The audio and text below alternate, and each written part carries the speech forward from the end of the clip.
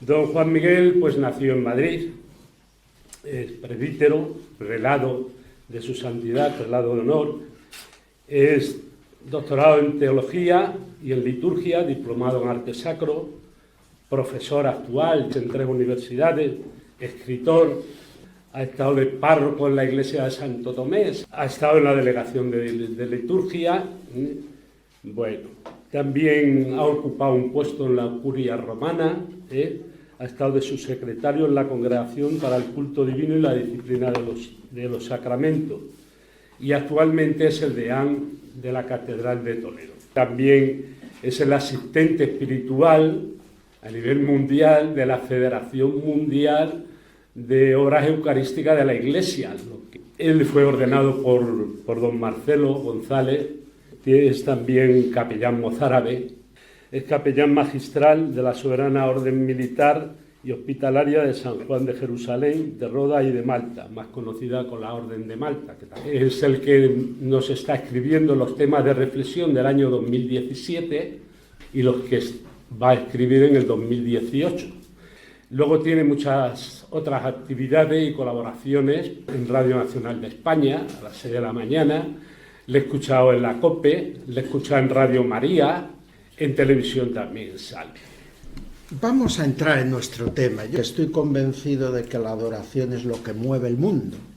El Papa Benedicto XVI, siempre recordaré una audiencia en la que él precisamente ese día hablaba de Santa Juliana del Monte Cornillón, esa gran santa eucarística de Bélgica que está tan ligada al desarrollo de la solemnidad del Corpus Christi en el mundo. Y aquel día el Papa Benedicto XVI hablaba de la adoración y decía: el Espíritu Santo ha suscitado un tsunami eucarístico por el mundo.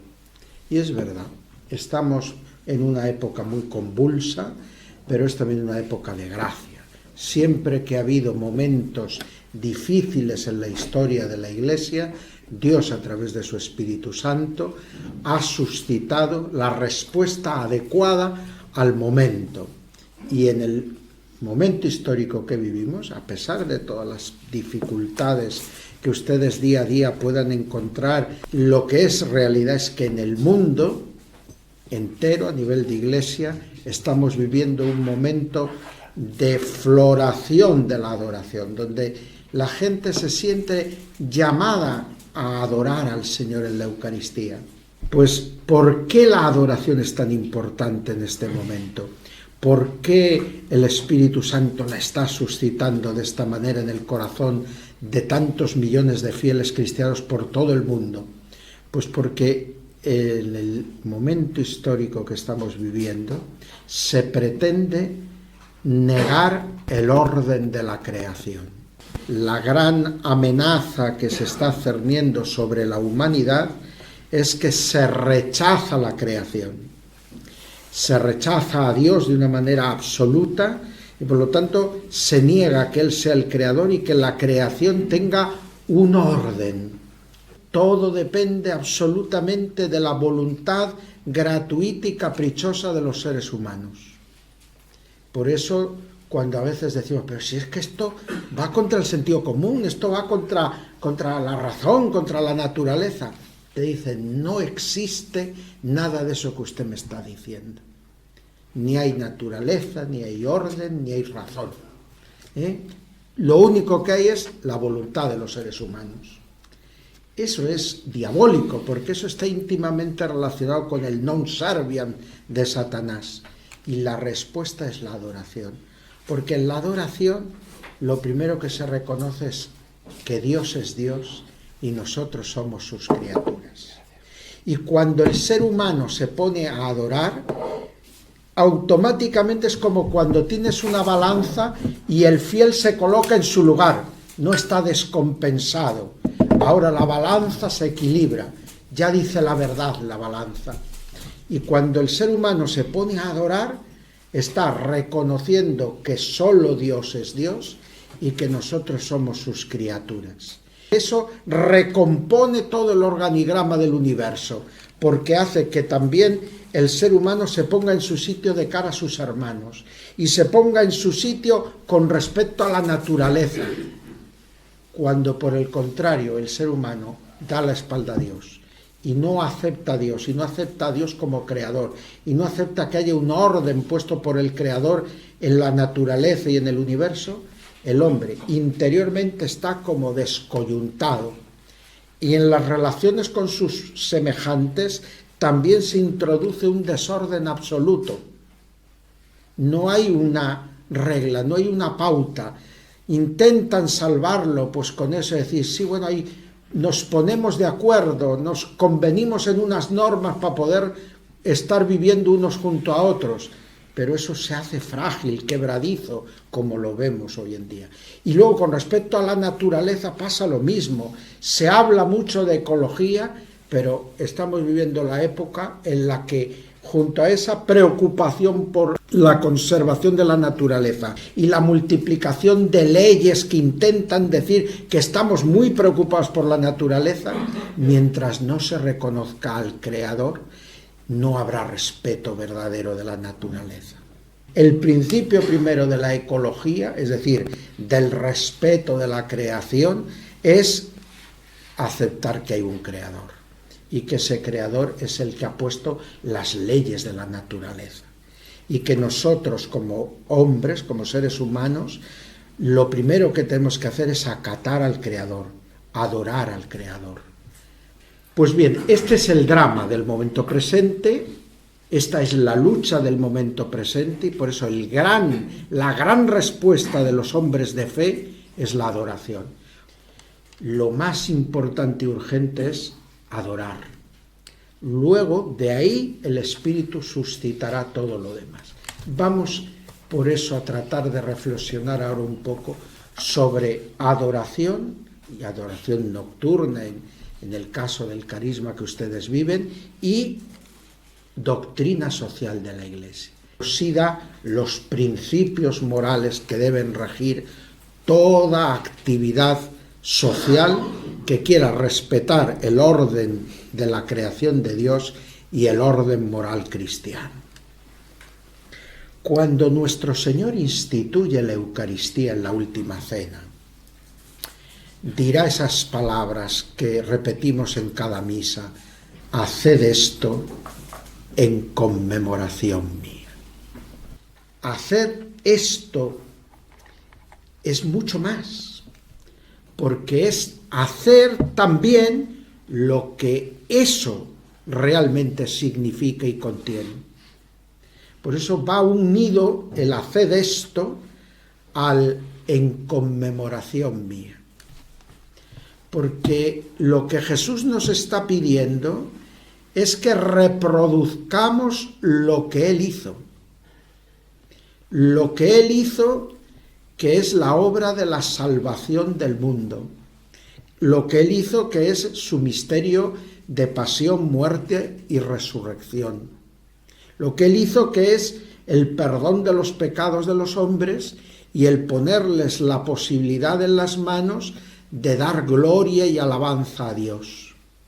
Está invitando a la Iglesia que a través de la celebración de la Eucaristía y a través de la vivencia del misterio eucarístico, asimilado tras la comunión, con la comunión en la adoración, nuestra vida realice la voluntad del Padre como Él la realizó mientras estuvo en este mundo. De tal modo que completemos en nuestra carne lo que falta a la pasión de Cristo, que decía San Pablo. Pero no solo a la pasión de Cristo, ahí al decir la pasión de Cristo es a la obra entera que Jesús realizó.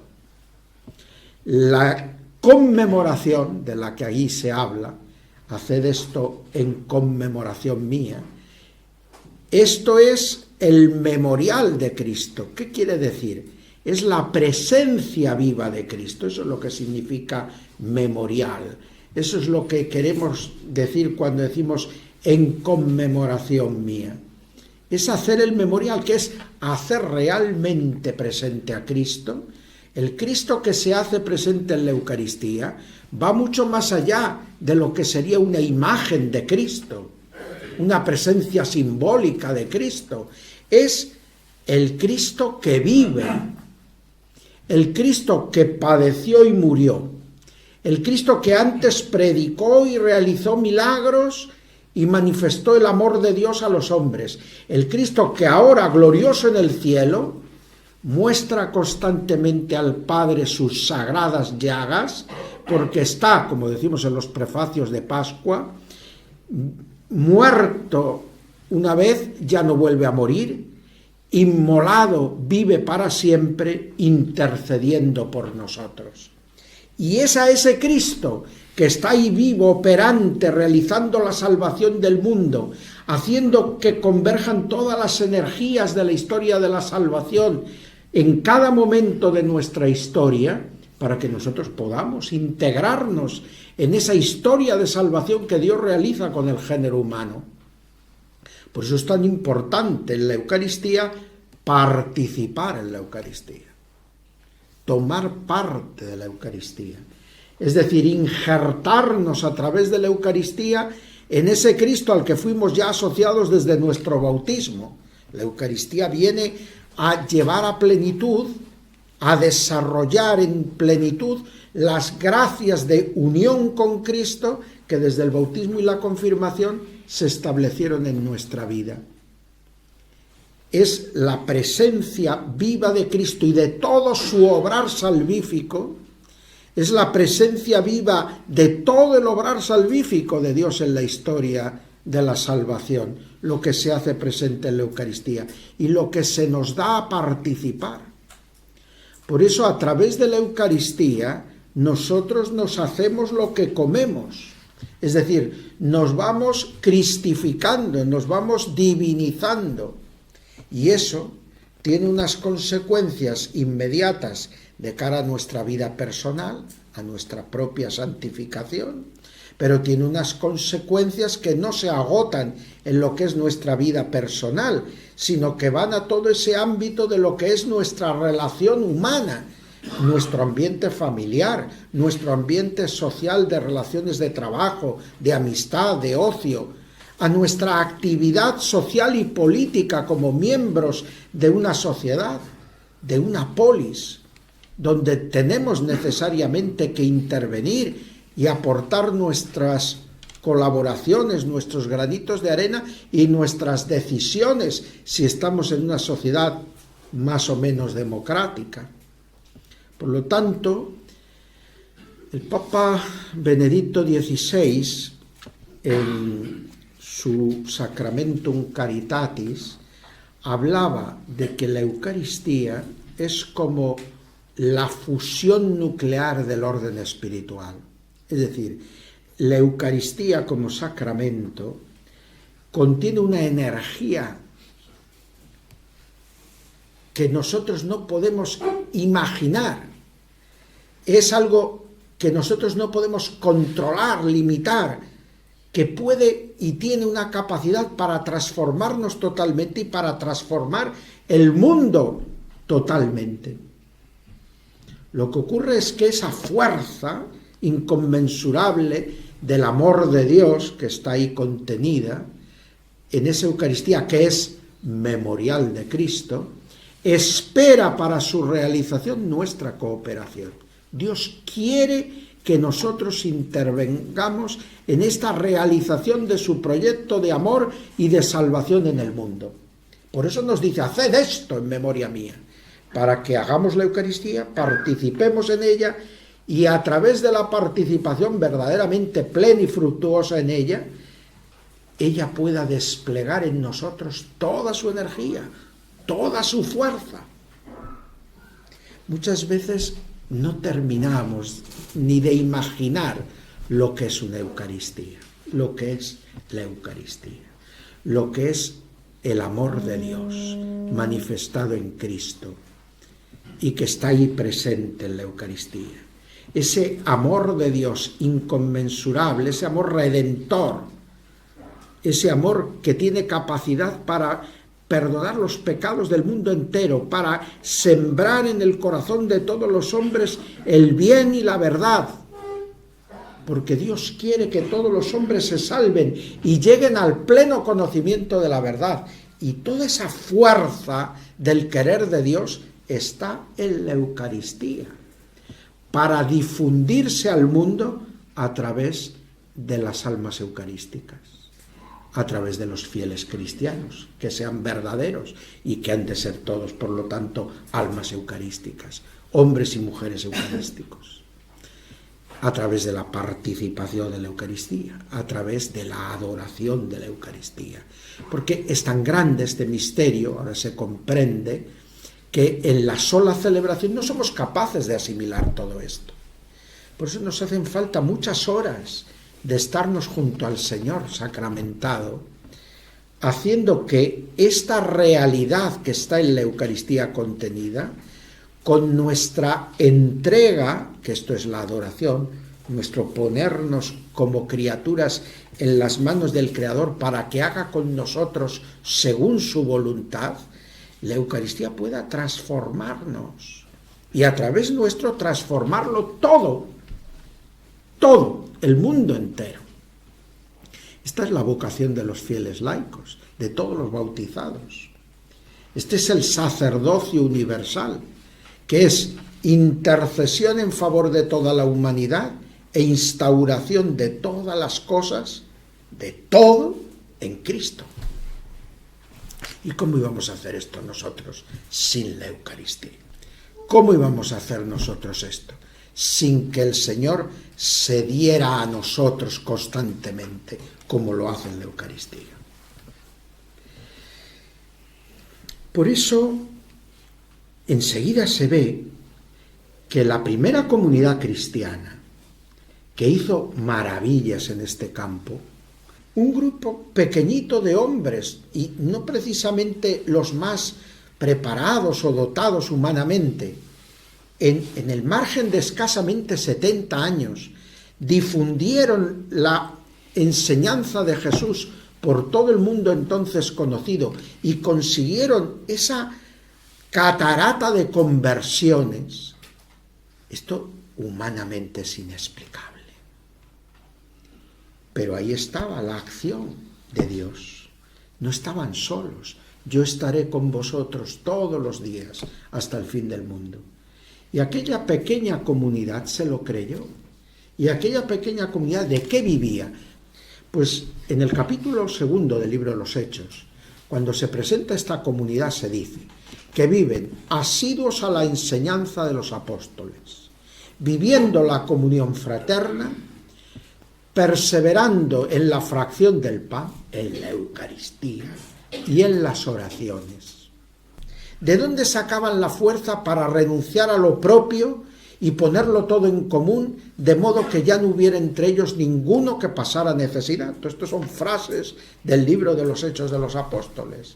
Pues de esa perseverancia en las reuniones de la iglesia donde los apóstoles predicaban y comenzaban leyendo el Antiguo Testamento y comentándolo, y luego poco a poco ahí fueron naciendo los escritos del Nuevo Testamento, y donde partían el pan, celebraban la Eucaristía y comulgaban la Eucaristía todos los que podían. Esta era su fuerza. Y en todo eso estaba el Espíritu Santo actuando y guiando a su iglesia. Por eso, en la teología después del Concilio Vaticano II, hubo un intento de poner en evidencia algunos aspectos del misterio eucarístico que la teología eucarística que siguió al Concilio de Trento no había destacado demasiado. El Concilio de Trento se preocupó sobre todo por lo que podríamos decir el fundamento objetivo del misterio eucarístico. ¿Por qué? Porque lo habían negado los luteranos y en general los protestantes. Y por eso el Concilio de Trento lo que hace sobre todo aclarar esta dimensión que podríamos decir objetiva y fundante de la Eucaristía. Ya tenemos la Eucaristía, ya no hay pan, ya no hay vino, ahora está el cuerpo y la sangre del Señor. Sí, pero ¿para qué?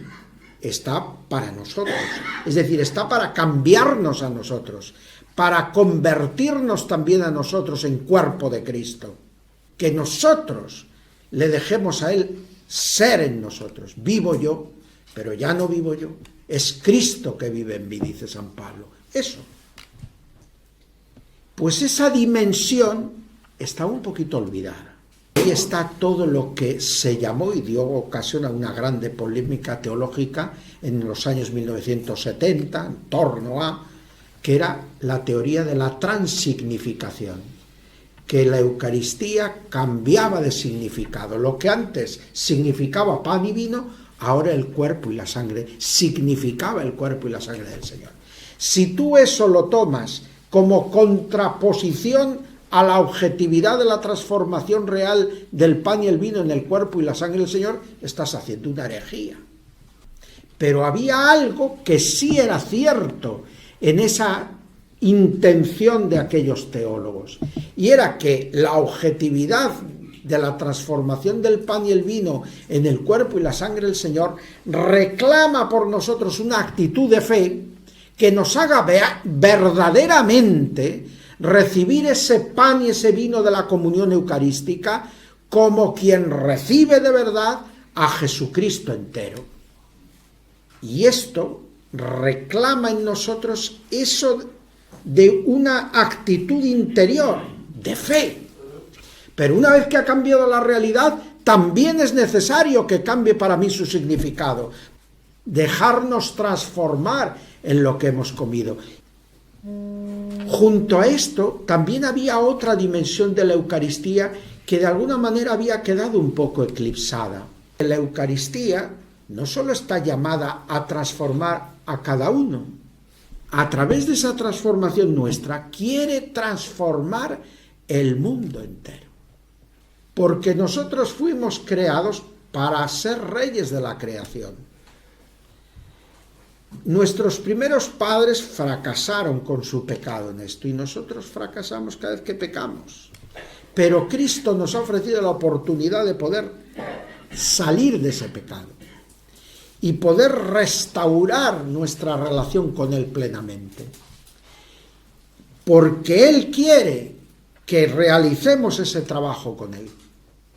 Nos llama a realizar esa obra del Padre con Él.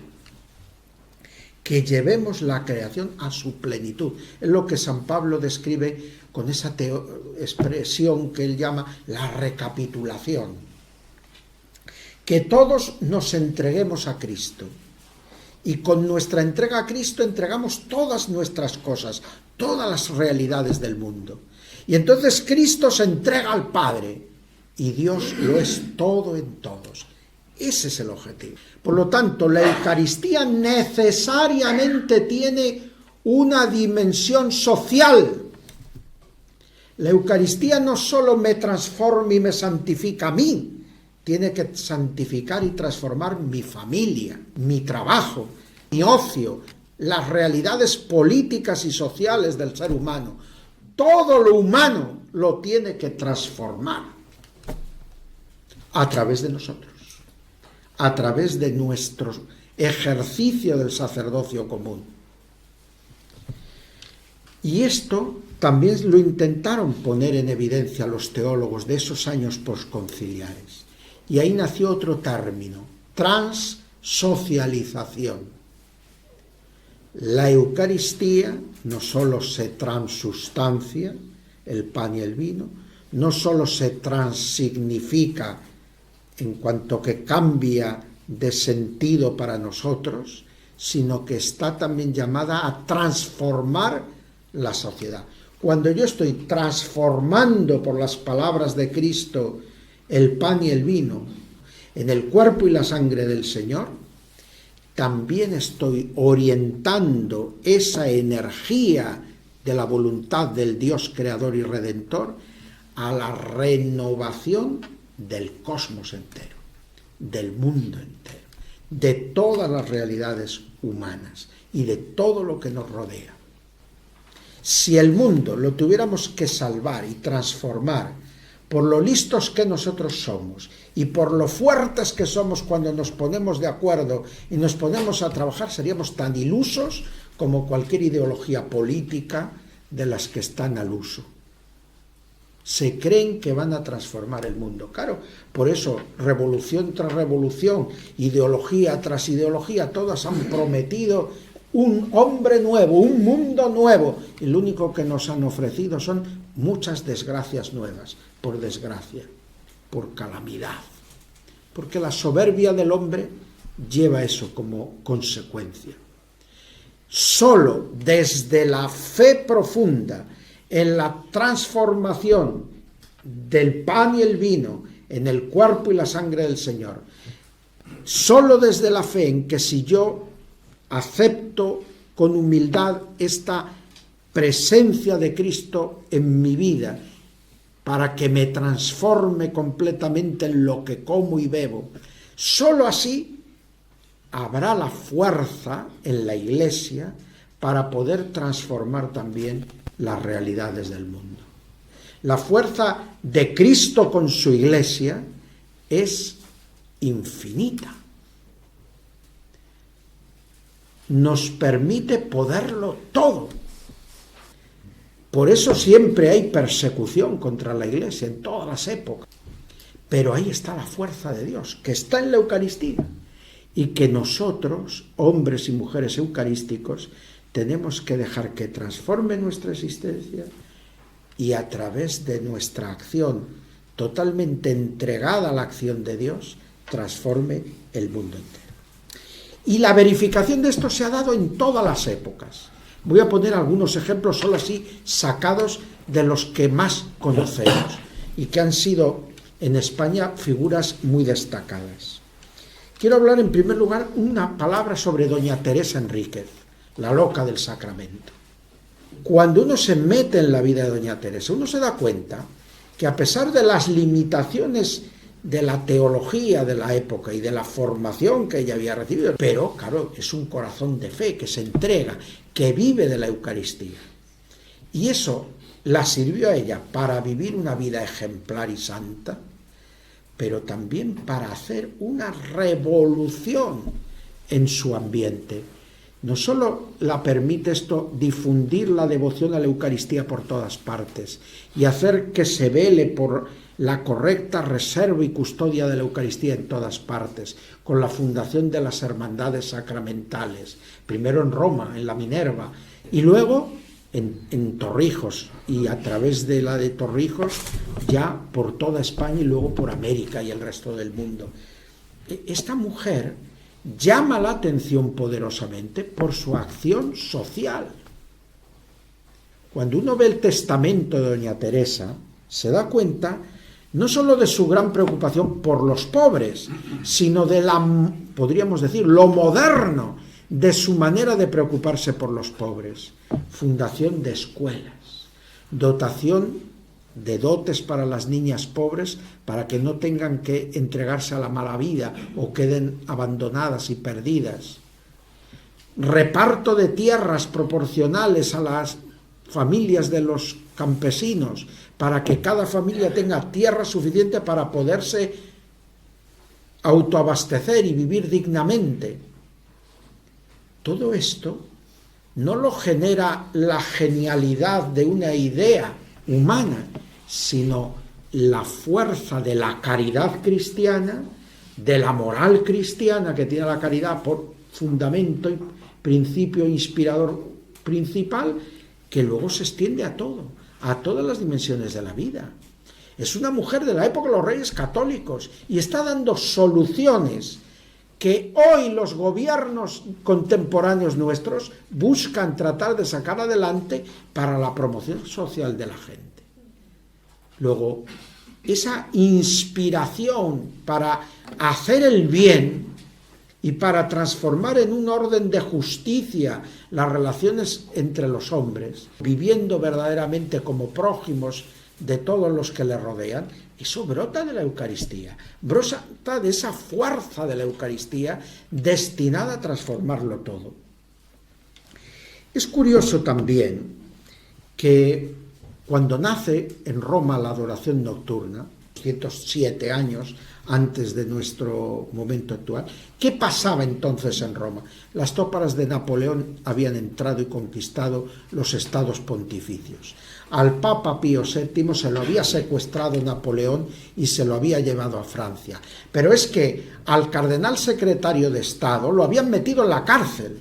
La Iglesia estaba descabezada. ¿Se imaginan lo que esto era? Creaba una situación de desasosiego y desgobierno en la Iglesia.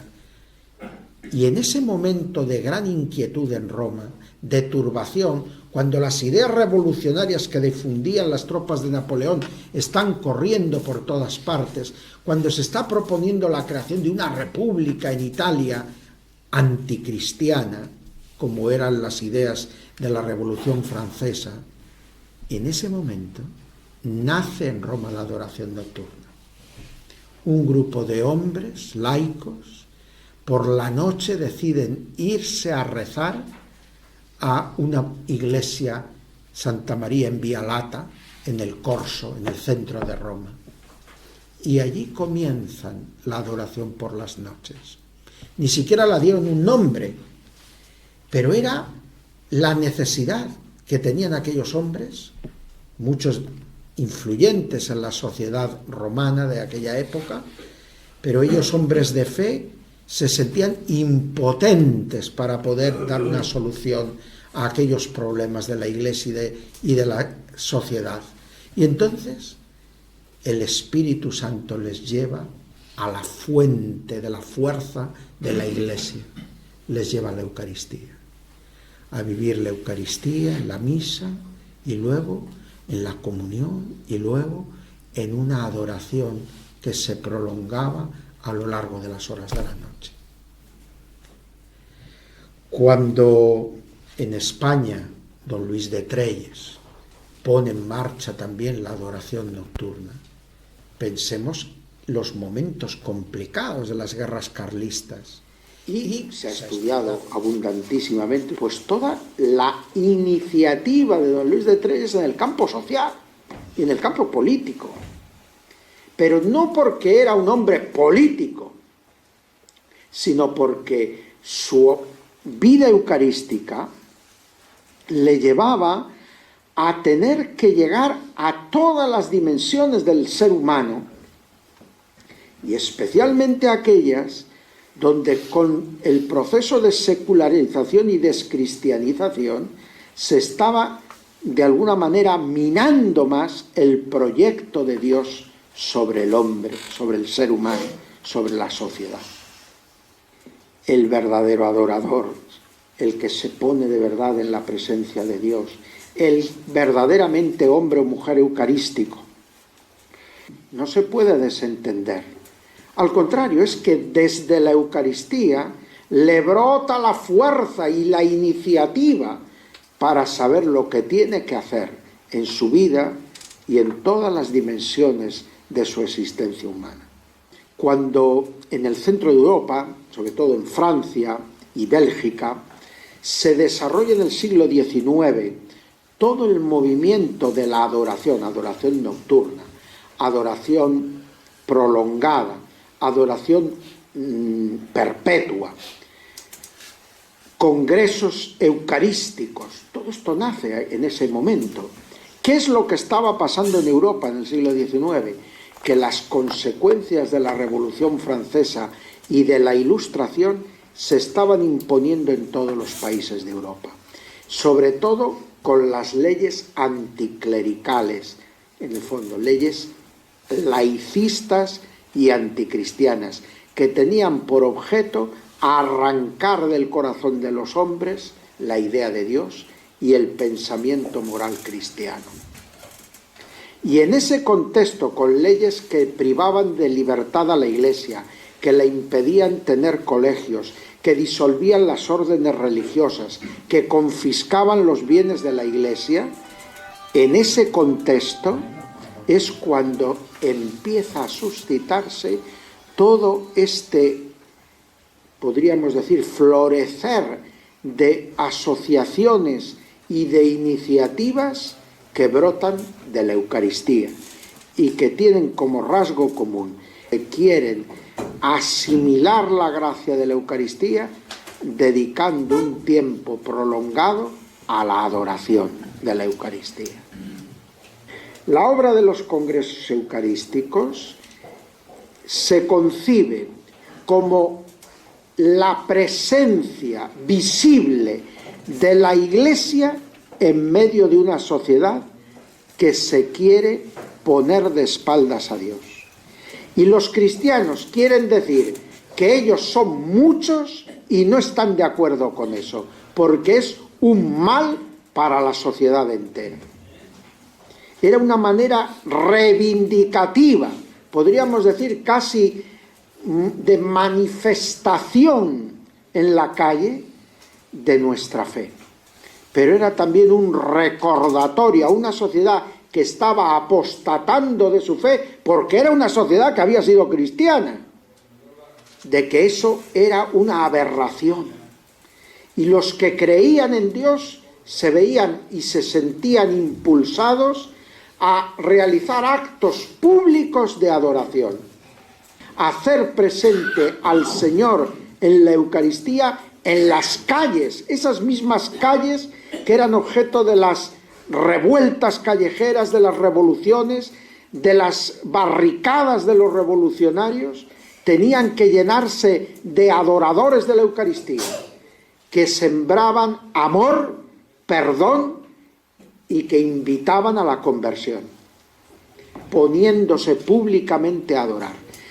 Y coincide plenamente con lo que es el pontificado de San Pío X, que conoció el nacimiento de los congresos eucarísticos siendo obispo y luego patriarca de Venecia, y que él mismo fue un gran impulsor en Venecia de los congresos eucarísticos. Y recuerden, la obra del Papa San Pío X se resume en lo que era su lema episcopal y luego papal: instaurare omnia in Cristo, construir todas las cosas teniendo por fundamento, por cimiento, Cristo, que es la piedra angular. En esta misma época, precisamente, con el sucesor de San Pío X, con León XIII, pues en ese momento nace la doctrina social de la Iglesia. Es decir, la preocupación de la Iglesia por iluminar la realidad social y política, el campo del trabajo y las relaciones laborales, el campo de la acción política y social. Hasta entonces, la sociedad había vivido en gran medida de la inercia de la época de la cristiandad. Es verdad que desde la Revolución Francesa todo eso había entrado en grave crisis. Ya se había ido gestando un poco antes, pero en el siglo XIX esto estaba, y en el principio del XX, explotando. Y entonces la Iglesia plantea su doctrina social. Y los que queremos vivir y tener como centro de nuestra existencia la Eucaristía, nos sentimos obligados a tener que conocer esta doctrina social, y conociéndola